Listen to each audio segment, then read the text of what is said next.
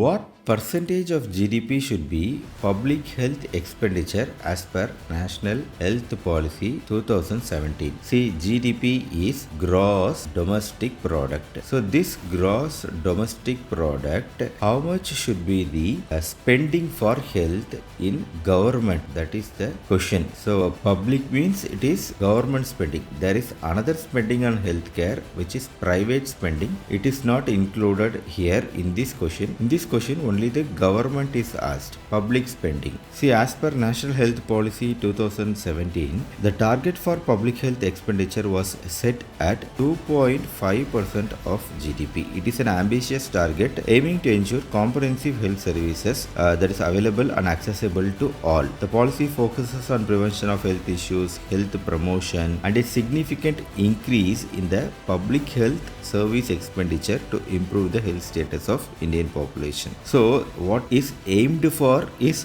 2.5%. So this is the correct answer. What is the existing healthcare spending, public healthcare expenditure in India? If you ask, it is only 1 to 1.5%, but the aim is 2.5%.